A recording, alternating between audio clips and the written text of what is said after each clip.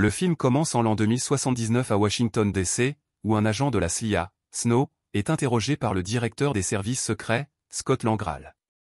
Ce dernier veut savoir ce qui est arrivé au colonel Frank la nuit précédente dans une chambre. Cependant, Snow répond continuellement sur un ton moqueur, ce qui lui vaut plusieurs coups d'un officier. Après avoir encaissé plusieurs coups, Snow finit par révéler les événements de la veille. Son récit nous plonge alors dans un flashback. Snow est en plein combat avec un assaillant inconnu. Leur affrontement est brutal et aucun des deux ne semble vouloir céder. Finalement, Snow parvient à saisir un pistolet et abat son adversaire. Quelques instants plus tard, il reçoit un appel de détresse de son ami Mass, qui lui révèle qu'il a été trahi et lui ordonne de quitter immédiatement les lieux. Snow prend cependant le temps de parler avec le colonel mourant, qui lui demande de protéger une mallette et un briquet. Après la mort du colonel, Snow s'empare de la mallette et prend la fuite. Peu après, il tombe dans une embuscade tendue par une escouade de police armée, qui ouvre immédiatement le feu sur lui. Désespéré, Snow parvient à atteindre le toit, mais il est rapidement pris en chasse par un hélicoptère de combat. À court d'options, il saute du bâtiment, brise une fenêtre en contrebas et s'écrase au sol. Malgré quelques blessures, il continue à fuir ses poursuivants. Peu après, il tombe sur une moto qu'il vole avant de foncer à pleine vitesse sur l'autoroute.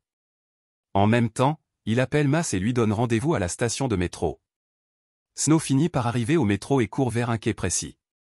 Voyant que le train est sur le point de partir, il jette la mallette à l'intérieur juste avant que les portes ne se referment, permettant ainsi à son ami de la récupérer en sécurité.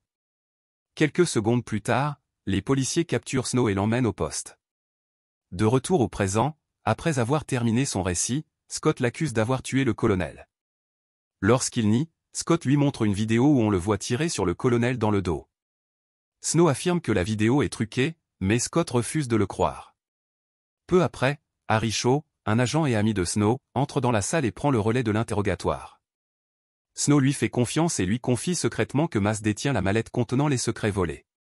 Pendant ce temps, Mass descend du train et cache la mallette dans l'un des casiers de la station. Dans sa précipitation, il oublie sa carte d'accès, qui est rapidement retrouvée par un policier. Lorsque l'officier tente de lui rendre, Mass panique et s'éloigne précipitamment. En courant, il heurte accidentellement un passant, ce qui fait tomber son arme au sol. Le coup part involontairement et blesse le policier. L'alerte est immédiatement donnée et Mass est capturé à son tour. Dans la scène suivante, nous découvrons la fille du président, Emily Warnock, qui voyage à bord d'un vaisseau spatial en orbite, accompagnée de son garde du corps et de son assistante Catherine. Elle est actuellement en train de discuter avec le directeur de la prison, Barnes, qui leur fait un bref exposé sur leur mission. Leur destination est MS-1, une prison spatiale de haute sécurité qui abrite 500 détenus. Barnes explique que cette prison est unique, car elle ne connaît ni abus ni émeute, les prisonniers étant maintenus en stase.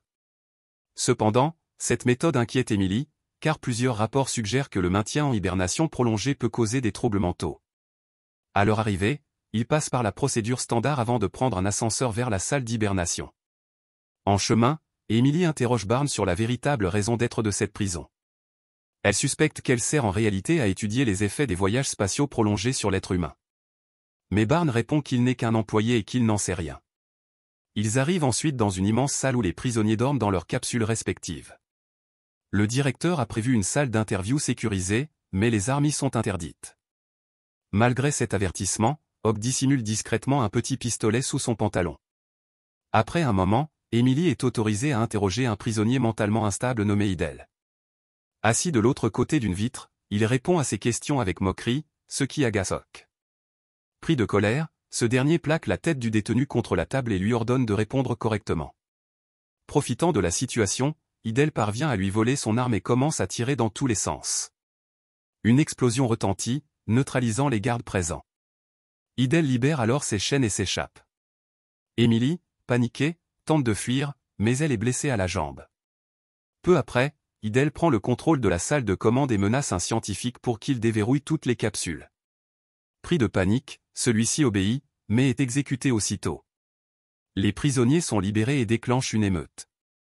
Parmi eux se trouve Alex, le frère aîné de Idel, qui prend la tête du soulèvement. Rapidement, les détenus prennent le contrôle de la prison et capturent tout le personnel. Dans la salle d'interrogatoire, Hawk reprend conscience et envoie un signal d'alerte à Scott avant d'être à son tour capturé. Sur Terre, le département de police en orbite basse détecte l'émeute et décide d'inspecter la prison. Conscient de l'arrivée des forces de l'ordre, Alex ordonne à un scientifique d'activer le système de défense. Idel appuie alors sur un gros bouton, déclenchant une attaque contre le vaisseau de la police. Pendant ce temps, Harry et Scott informent le président Jeff Warnock de la situation. Scott propose d'envoyer une unité spéciale pour gérer la crise, mais Harry s'y oppose, craignant pour la vie des otages. Il suggère plutôt une approche plus discrète, envoyer un seul homme avec une mission précise, celle de sauver la fille du président. Cet homme n'est autre que Snow. D'abord réticent en raison du danger extrême de cette mission, il finit par accepter lorsqu'il apprend que Mass est également retenu prisonnier à bord de MS-1. Dans la scène suivante, Snow, Harry et Scott montent à bord d'une navette spatiale et partent pour leur mission.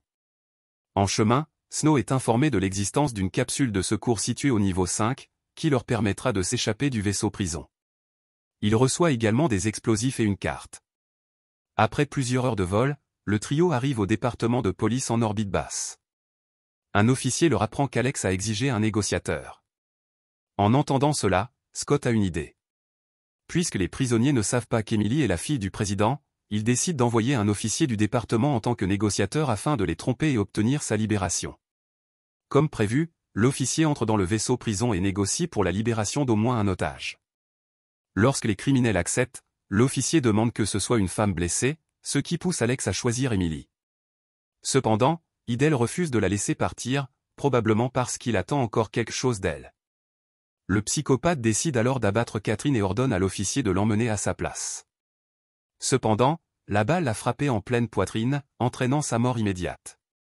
Pendant ce temps, Snow quitte le département et atterrit sur le vaisseau prison, mais il est rapidement repéré par un détenu, qui transmet l'information à Alex, persuadé qu'il s'agit d'un piège. Furieux de cette trahison, Alex abat le négociateur et ordonne à ses hommes d'éliminer l'intrus. Peu après, il trouve la carte d'identité d'Emily et, en voyant son nom de famille, comprend qu'elle est la fille du président. Pendant ce temps, Emily et Hawk sont dans l'ascenseur, en route vers la salle où sont retenus les otages. Voyant une opportunité de s'échapper, Emily saisit un extincteur et asperge le prisonnier, tandis que Hawk lui assène un coup de poing. Au même moment, l'ascenseur s'ouvre, révélant Snow. Reconnaissant l'intrus, le détenu l'attaque, tandis qu'Emily et son garde du corps s'enfuient. Après une lutte intense, Snow parvient finalement à lui faire exploser la tête à l'aide de ses explosifs. De leur côté, Emily et Hawk se réfugient dans une pièce sécurisée et attendent l'arrivée de l'équipe de sauvetage. Cependant, un problème survient, l'oxygène commence à manquer. Peu après, Alex et ses hommes les retrouvent et localisent la pièce sécurisée. Le chef des criminels ordonne à l'un de ses hommes d'amener un ingénieur pour ouvrir la porte. Un vieil ingénieur est amené, mais il est tellement terrifié qu'il échoue à déverrouiller l'entrée. Impitoyable, Alex l'exécute et demande qu'un autre ingénieur soit envoyé à sa place. Ailleurs, Harry guide Snow vers la salle où Emily est retenue en lui indiquant un passage secret. En chemin, il traverse un système de torsion qui génère de la gravité. Mais avant qu'il ne puisse sauter, un détenu l'aperçoit et l'attaque. Les deux hommes se battent en flottant dans les airs. Depuis la salle de contrôle, Idel assiste à la scène et tire sur l'ordinateur, désactivant le système de torsion.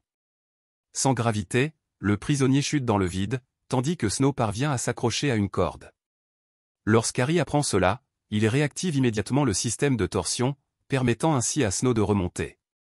Pendant ce temps, dans la pièce sécurisée, l'oxygène se fait de plus en plus rare, rendant la situation critique.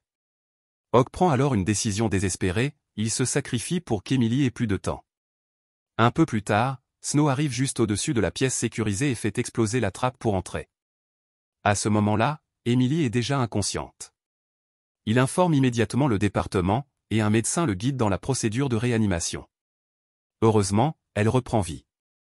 Les deux rampent alors à travers le conduit d'aération, juste avant qu'Alex et ses hommes ne parviennent à pénétrer dans la pièce. Harry continue de les guider vers la sortie, mais leur voix est entendue par Alex. En conséquence, il fait venir un officier des communications et lui ordonne de couper le canal radio. Désormais sans repère, Snow et Emily prennent un mauvais chemin et tombent à travers un plafond dans une pièce. Malgré cet imprévu, ils atteignent une infirmerie où Snow soigne la blessure d'Emily à la jambe. Pendant ce temps, Emily lui demande ce qu'il en est des autres otages, mais Snow répond qu'il est uniquement venu pour la sauver. Le duo poursuit alors sa recherche de la sortie. Il tombe bientôt sur une salle de ravitaillement, où Snow lui donne un uniforme de prisonnier. De plus, il coupe ses magnifiques cheveux et les teint pour qu'elle ressemble davantage à une détenue. Dans la scène suivante, Alex est vu en train de parler à Scott, affirmant qu'il sait maintenant que la fille du président est à bord. Il menace ensuite de lui faire du mal si leurs exigences ne sont pas satisfaites. En recevant cette nouvelle, le président se rend immédiatement au département de police en orbite basse. De leur côté, Snow et Emily, désormais déguisés, entrent dans la chambre d'hibernation et marchent parmi les autres prisonniers à la recherche de Mass. Ils sont rapidement arrêtés par un détenu tatoué qui leur demande un mot de passe. N'ayant aucune idée de la réponse, Snow assène un coup de tête à l'homme avant de s'enfuir. Il se réfugie dans un compartiment où il trouve Mass et verrouille la porte derrière eux. Snow étreint son ami, mais son bonheur est de courte durée lorsqu'il découvre que Mass souffre de démence à cause de la stase prolongée. Snow tente de lui demander où se trouve la mallette, mais c'est peine perdue. Peu après, les prisonniers commencent à forer la porte de l'extérieur, forçant le trio à s'échapper. À ce moment-là, la station spatiale de haute sécurité commence à perdre le contrôle et percute la station spatiale internationale. L'impact provoque une brèche dans la coque, séparant Mass des autres. Snow lui demande d'appuyer sur le bouton d'urgence, mais Mass ne comprend pas. Malheureusement, le temps s'écoule et le pauvre homme meurt gelé. Après cet incident, Snow amène enfin Emily à la capsule de secours, mais il découvre qu'il n'y a qu'un seul siège. Réalisant qu'il a été envoyé ici pour mourir, il fait monter Emily et lui promet qu'il la suivra dans la capsule suivante. Cependant, elle laisse la capsule partir sans elle, décidée à sauver les otages. Elle pense que son père n'autorisera aucune attaque tant qu'elle sera à bord du vaisseau. C'est alors qu'Idel apparaît sur l'écran du vaisseau et menace de tuer tous les otages si Emily ne révèle pas sa position. Inquiète, elle s'exécute, mais il les tue quand même. Snow l'emmène alors et ils arrivent dans un laboratoire. Là, ils découvrent des preuves que les prisonniers étaient en réalité utilisés illégalement comme cobayes pour des expériences.